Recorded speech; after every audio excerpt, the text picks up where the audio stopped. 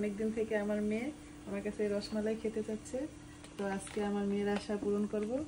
এখানে আমি গুঁড়ো দুধ নিয়ে নিলাম। রসমালাই বানানোর জন্য উপকরণগুলো এখানে সাজিয়ে নিলাম। এখানে হলো গুঁড়া দুধ, ঘি। রসমালাই বানানোর জন্য এখানে ফুল ক্রিম, গুঁড়া দুধ নিয়ে নিয়েছি। আর সবটা দিব না, আমি এখানে কাপ দিয়ে মেপে যতটুকু আমার প্রয়োজন ততটুকু নেব।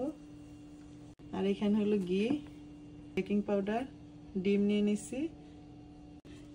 আমি আজকে 3 কাপ গুঁড়ো দুধ দিয়ে এবং 2টা ডিম দিয়ে আজকে রসমালাইটা বানাবো।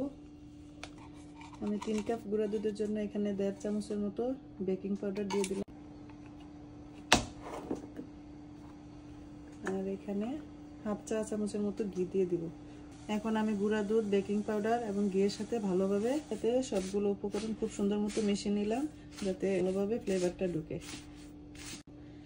আর ডিম যদি আপনাদের ফ্রিজে থাকে অবশ্যই ডিমগুলোকে আগে নামিয়ে রাখবেন। বেশি ঠান্ডা ডিম দিলে কিন্তু মিষ্টিটা বেশি ভালো হবে না। বিসমিল্লাহ।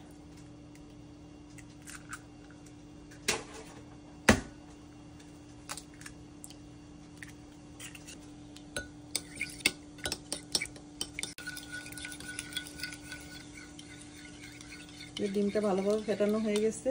আর একবারে দেওয়া যাবে না, কারণ কতটুকু লাগে বুঝতে পারতেছি না, তো তাই অল্প অল্প করে দিয়ে আস্তে আস্তে মেখে নিব। এই যে আমি অর্ধেকের মতো দিয়ে দিছি। মনে হচ্ছে পুরাটাই দিয়ে দিতে হবে, কারণ চামচ দিয়ে ভালোভাবে গোলাইতে পারতেছি না, তো তাই হাত দিয়ে দিই। দেখতে খুবই নরম মনে হইতেছে, কিন্তু এটা কিছুক্ষণ যখন আমি রেস্টে রেখে দিব অটোমেটিক এটা ঠিক হয়ে যাবে।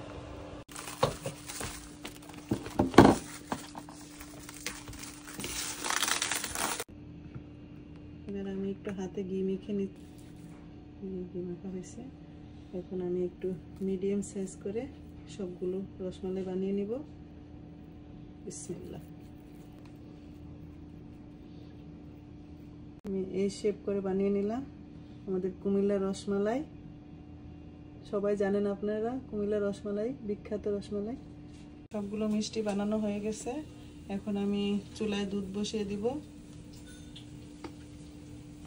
এবার আমি রসমালাইয়ের জন্য এখানে ক্যারামেল বানিয়ে নেব। আর ক্যারামেলটা দিলে কি হয়, কালারটা খুব সুন্দর আসে, বাদামি বাদামি।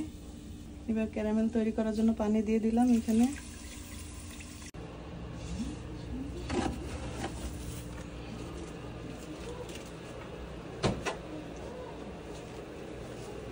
এখন দুধ দিয়ে দিব। ক্যারামেলটা রেডি। এখন এখানে ঠান্ডা দুধ দিতে হবে, গরম দিলে কি হবে, দুধটা ফেটে যাবে। তো এখন আমি ঠান্ডা দুধ দিয়ে দিব। তো এখন এখানে দুধ দিয়ে দিব।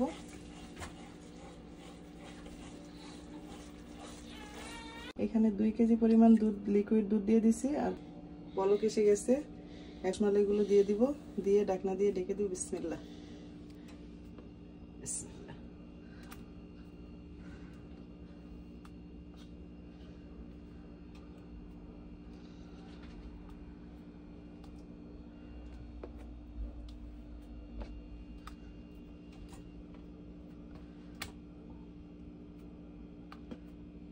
গুলো দিয়ে দিলাম সবগুলো। এখন আমি ঢাকনা দিয়ে ঢেকে দিব। আপনাদের সাথে আমার মিষ্টির লুকটা শেয়ার করছি। খুব সুন্দরভাবে ফুলে উঠছে। আমি আরেকটু সিদ্ধ করে নিব, বেশি নাড়া যাবে না, তাহলে ভেঙে যাবে। আমি আবারও ঢাকনা দিয়ে ঢেকে দিলাম। খুব সুন্দরভাবে ফুলছে সবগুলো রসমালাই। এখন আমি নামিয়ে নেব, তারপরে ঠান্ডা করে ফ্রিজে রেখে দেব।